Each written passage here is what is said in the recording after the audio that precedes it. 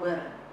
Saya akan memberikan tema pada hari ini, orang tua versus anak remaja. Ya, orang tua versus anak remaja. Ada beberapa keluhan orang tua terhadap anak remaja. Saya mendapat satu berita di buku yang saya baca. Ada orang tua yang stres menghadapi anak-anak remajanya. Dan mereka katakan begini, saya berharap mereka cepat besar, cepat menjadi pemuda dan melewati masa remaja ini. Kami stres, kami gak mampu hadapi mereka. Dan berharap ini cepat lewat dan kami menjadi lega. Berapa banyak orang tua yang stres menghadapi masa-masa anak remaja, masa-masa pertumbuhan anak remaja mereka. Ada lagi orang tua yang mengeluh, anak saya itu pemberontak, sulit sekali diatur. Ada banyak maunya, tidak mau dinasihati. Dan ada lagi orang tua yang bilang anak-anak sekarang ini malasnya luar biasa. Memang mereka maunya instan saja. Orang tua menjadi putus asa dan seringkali membiarkan mereka bertumbuh dan berharap mereka cepat besar.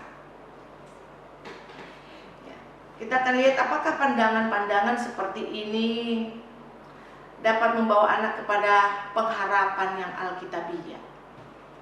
Apakah pandangan-pandangan seperti ini ya dapat membawa pengharapan yang alkitabiah? Kita lihat pandangan keluhan-keluhan anak remaja terhadap orang tua. Kalau keluhan anak terhadap orang tua, ada anak yang bilang begini, orang tua itu diktator. Ya, ada yang merasa seperti itu. Papa saya kalau ngomong A nggak bisa jadi B, ya nggak bisa jadi tidak. Ada lagi anak yang mengeluh betapa orang tua saya sangat keras, kejam, kalau ngomong kasar. Yang ada hanyalah memukul. Keluhan anak remaja. Ada lagi orang tua saya selalu minta dihormati, minta didengarin. Kita disuruh diam aja katanya. Gak usah banyak ngomong kalau lagi bicara dengan orang tua. Ini keluhan anak remaja. Kita akan melihat apa nasihat Paulus kepada Timotius, di mana Timotius ini bukan orang tua, tapi juga seorang pemuda. Pemuda yang memasuki masa-masa yang sangat rawan. Dan Paulus memberikan nasihat kepada Timotius yang saat itu sudah memasuki masa-masa dia mau melayani. Paulus berkata di dalam 2 Timotius 2 ayat 22. 2 Timotius 2 ayat 22. Sebab itu jauhilah nafsu orang muda. Kejarlah keadilan, kesetiaan, kasih, dan damai bersama-sama dengan mereka yang berseru kepada Tuhan dengan hati yang murni. Jadi di dalam nasihat Paulus ini saya memberikan 2 definisi tentang masa remaja. Di dalam nasihat Paulus kepada Timotius, saya memberikan 2 definisi tentang masa remaja. Yang pertama, bahwa masa remaja memiliki berbagai nafsu atau keinginan. Masa remaja memiliki berbagai nafsu atau anak remaja itu punya banyak keinginan. Mereka punya banyak keinginan, mau tahu, mau lihat, mau lakukan. Kalau keinginan itu mereka positif, orang tua pasti senang banget. Yang sangat rawan itu kalau keinginan mereka itu negatif. Kalau keinginan mereka itu negatif, mereka tak berdaya, mereka terbawa arus. Karena memang pencobaan yang mereka alami memang sangat-sangat kuat. Kita lihat saja ketika demo kemarin. Banyak anak muda, banyak anak sekolah yang ikut demo. Kenapa? Banyak keinginan di dalam pikiran mereka. Pokoknya mau ikut, mau tahu, mau rasakan. Dan mereka tak berdaya bila mereka berada di dalam bahaya. Kalau mereka dilarang, ada anak yang sudah jelas dilarang, orang tua tetap aja pergi.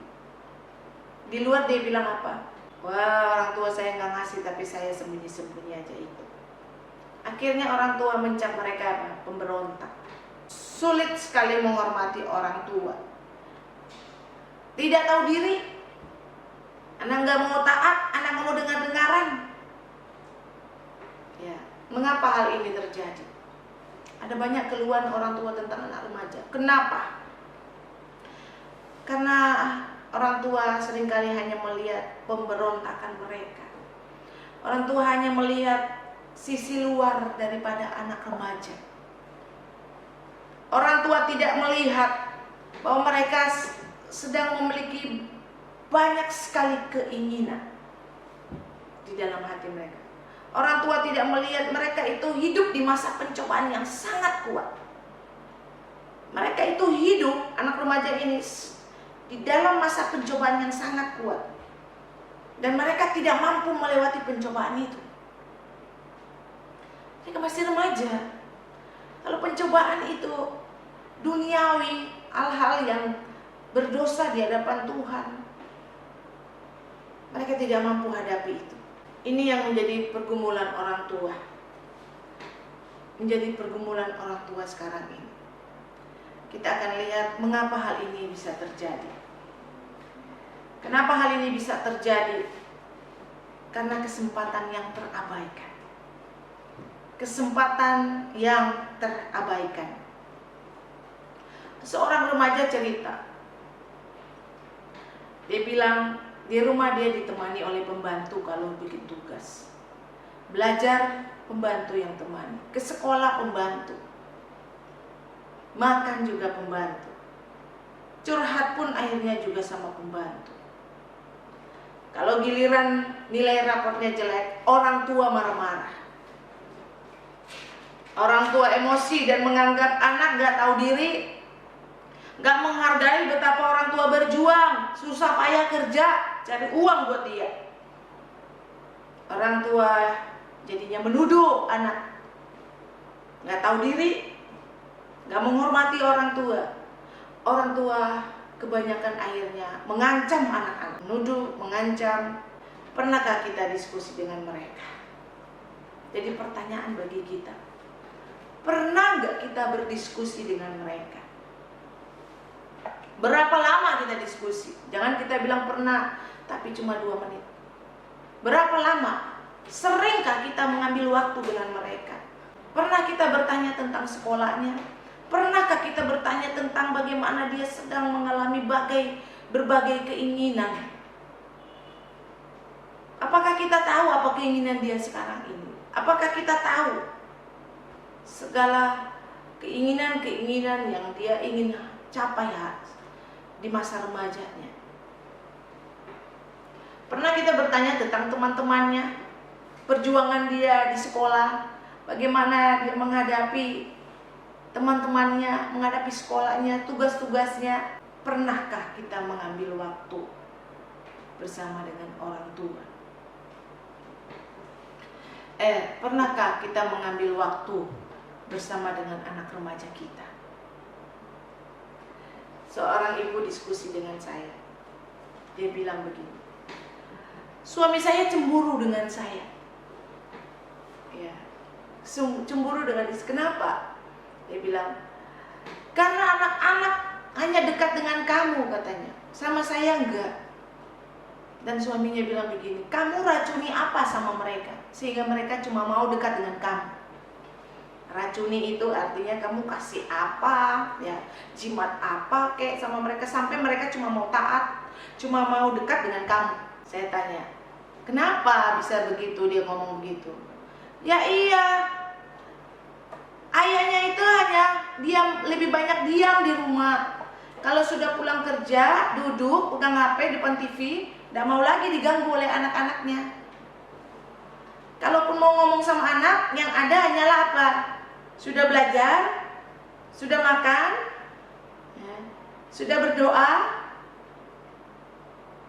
Tanpa sadar, orang tua hanya menjadi penyelidik bagi anak, hanya menjadi polisi bagi anak, hanya menjadi penasehat, hanya menjadi hakim bagi anak, tapi tidak pernah mendampingi mereka, tidak pernah mendiskusikan pergumulan mereka, keinginan-keinginan mereka yang terlalu banyak. Seharusnya kita dampingi mereka untuk bertanya, apa keinginanmu, untuk bertanya apa yang menjadi cita-citamu, apa pergumulanmu, apa tantanganmu di sekolah. Orang tua tidak pernah tahu betapa anak itu banyak pergolakan, terlalu banyak pencobaan. Inilah masa keemasan sebenarnya bagi orang tua. Masa keemasan bagi orang tua di dalam mendampingi anak remajanya. Jangan sampai kita seperti orang tua yang pertama tadi saya ceritakan, berharap masa remaja cepat lewat. Sayang sekali, dia melewatkan masa keemasan ini. Jangan biarkan kesempatan ini berlalu. Seharusnya kita mendampingi mereka. Berapa lama? Sesering mungkin kita bersama dengan mereka. Pandemi kali ini ada tujuan Allah supaya kita lebih dekat dengan anak. Jangan heran kalau anak lebih percaya kepada pembantu. Jangan heran kalau anak lebih percaya kepada pacarnya yang baru dia kenal beberapa bulan. Dia sudah berani curhat, dia sudah berani ceritakan apa adanya, bahkan dia berani membuka bajunya, telanjang di depan pacarnya.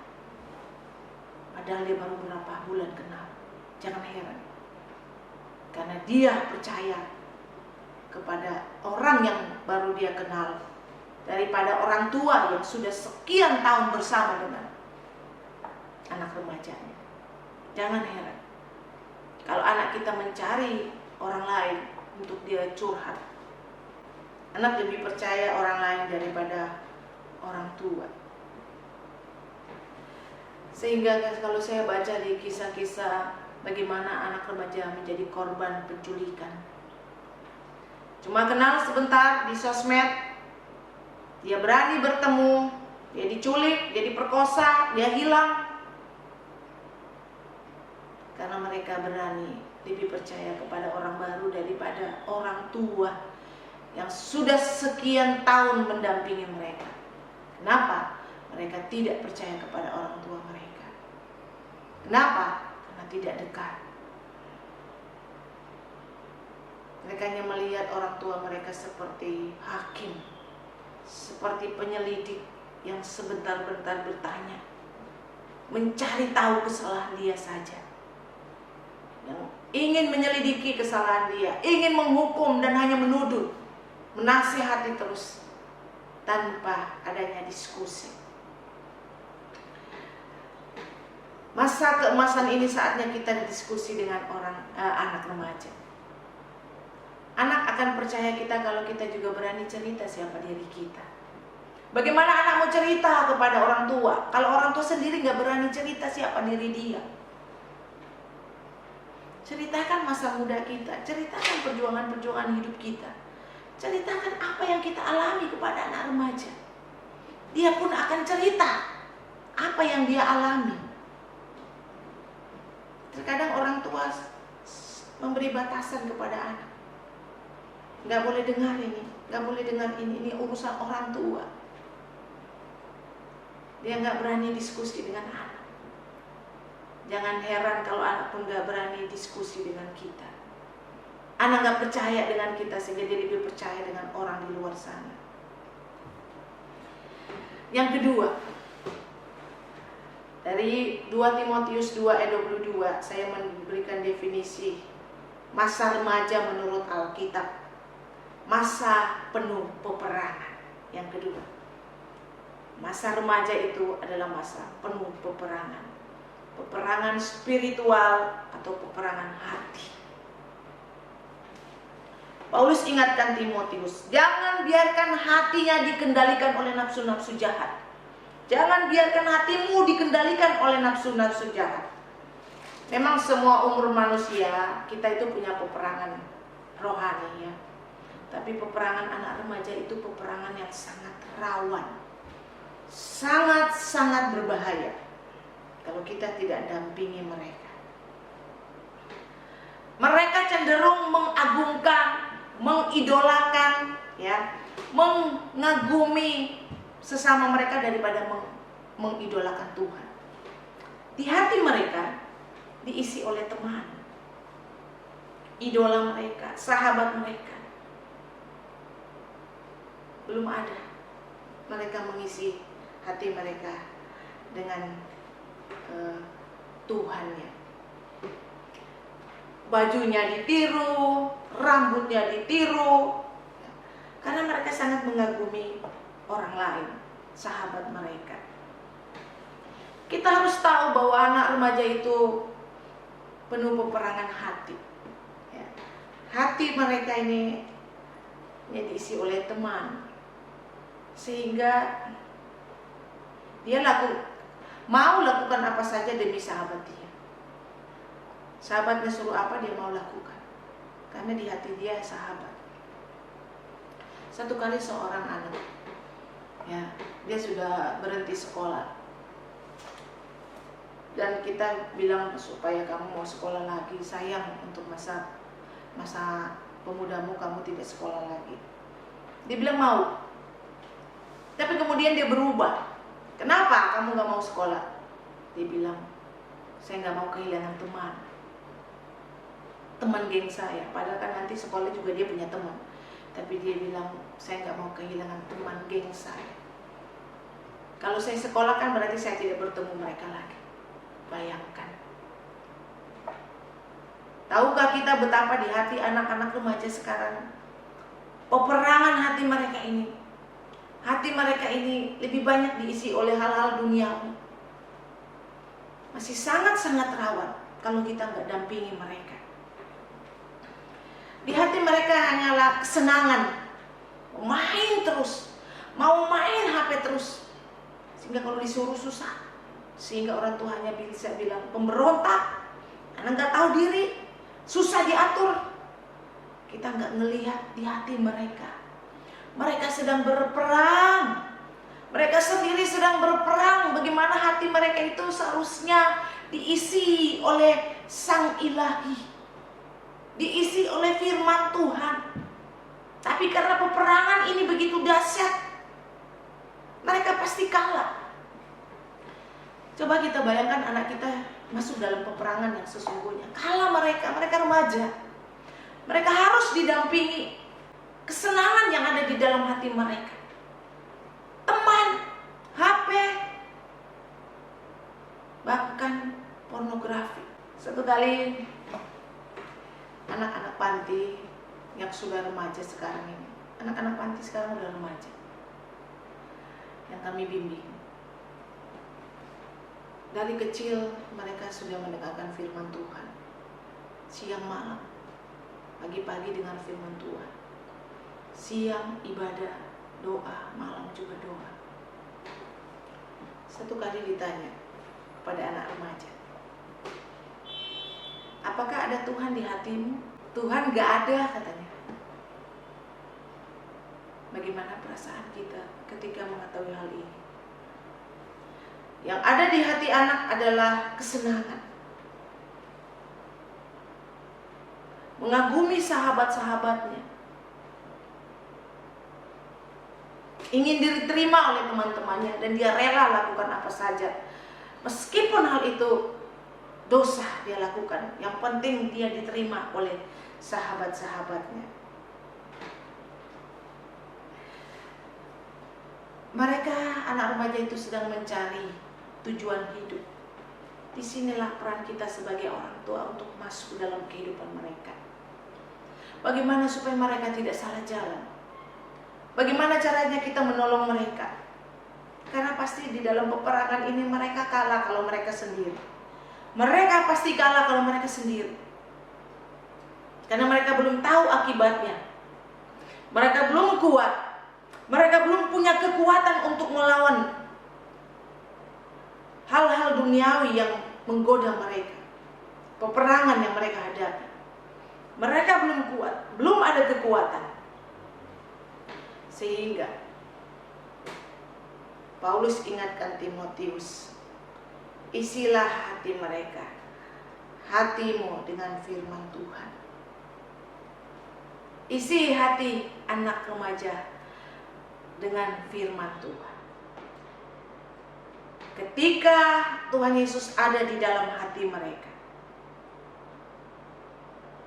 Tuhan akan bersama-sama mereka untuk berperang menghadapi dunia ini, berperang menghadapi kesenangan dunia ini, berperang menghadapi ancaman-ancaman yang ada di depan mata.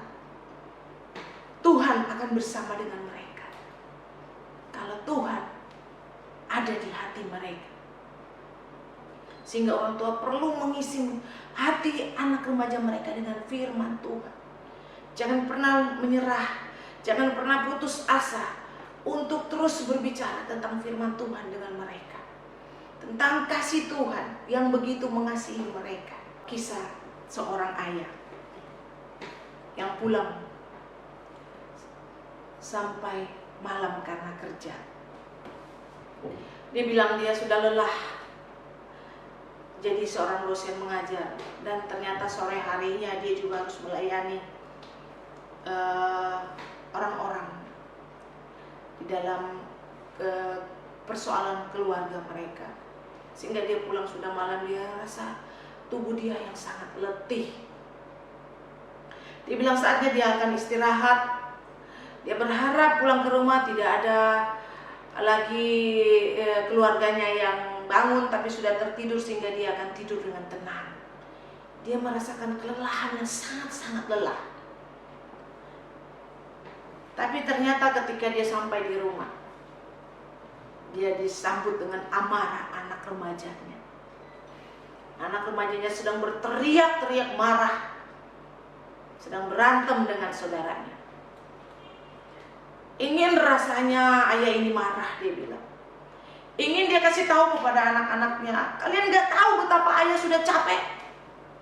Baru pulang kerja, cari uang buat kalian, buat masa depan kalian. Ingin rasanya dia marah, dia bilang. Tapi dia merendahkan hatinya. Dia mengambil waktu buat anak dia yang sedang marah itu. Dia bilang ini cuma hal sepele, tapi ini sangat berarti bagi anak dia yang sedang marah ini. Pernahkah kita mengalami hal-hal seperti ini? Kita pulang dalam keadaan lelah, dan kita emosi melihat anak yang tidak menyambut kita dengan baik. Justru anak membawa persoalan baru, anak membawa masalah, anaknya menambah beban ketika saya pulang. Pernahkah kita alami hal ini?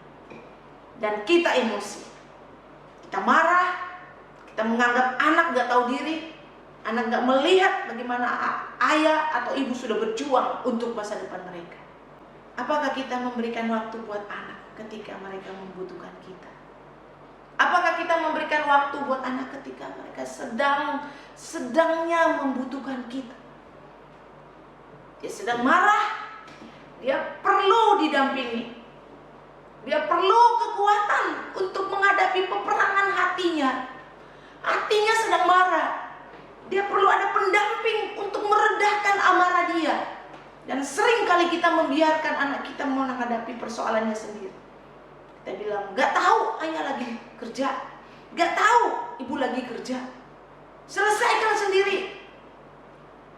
Kita gak tahu mereka sedang berperang hatinya. Mereka perlu pendampingan. Mereka perlu ada ayah, ada ibu bersama mereka saat itu. Pernahkah kita berpikir anak remaja adalah masa penuh peperangan? Pernahkah kita pikirkan itu?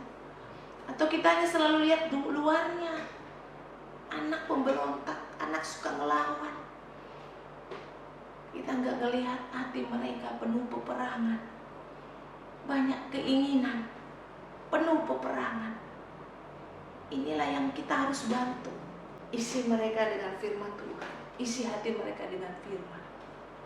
Bersamalah dengan mereka, dampingi mereka. Keluarga adalah tempat pertama anak mengenal Allah. Keluarga adalah tempat pertama anak mengenal Allah.